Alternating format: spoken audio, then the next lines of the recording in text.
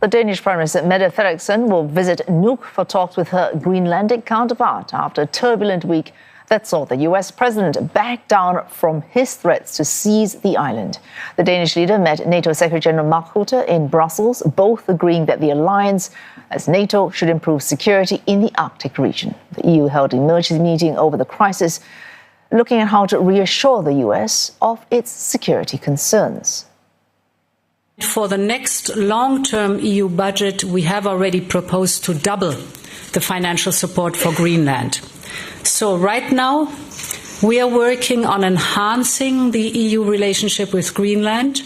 And as part of this, the Commission will soon put forward a substantive package of investments. Beyond investments, we also intend to deepen cooperation with the United States and all partners on the important topic of Arctic security. Mr. Trump pulling back from earlier threats to use force and to slap tariffs on EU nations after agreeing to a framework on Greenland with the NATO chief. Details are thin, but Mr. Trump says he got everything he wanted and that the deal will be in force forever. The Danish foreign minister stressing that Mr. Rutte has yet to work out a formal, detailed pact with the US leader. Negotiations are expected to start soon. Washington has made repeated reference to national security as its main reason for its designs on Greenland.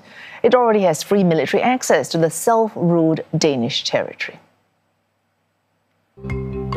The US had as many as 50 military installations in Greenland during the height of the Cold War. It has since shuttered all but one, the Pitufik space base, which sits about 1,500 kilometers north of the capital Nuuk. It can build more and can send as many troops as it wants because of a 1951 defense agreement between the US and Denmark that pretty much allows President Trump a free hand militarily in Greenland. But he still wants Washington to own it. We need Greenland for national security purposes. National security, national security. Reports say US officials have discussed paying Greenlanders as much as $100,000 per person to back the plan, which means the total bill would be about $5.6 billion. But why buy the cow when you're essentially getting the milk for free? It's hard to tell. Strategic reasons aside, the region is also rich in oil and gas reserves and natural resources such as rare earths. Washington is keen to tap that resource so as to cut its reliance on producers like China. But what's clear is Greenland doesn't want to be bought. That Greenland will never be part of America.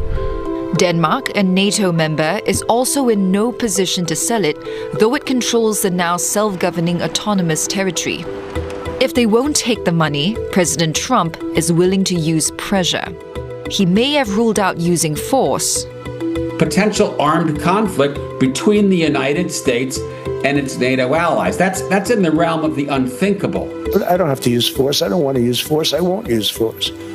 But he's prepared to wield America's economic and political might to get what he wants.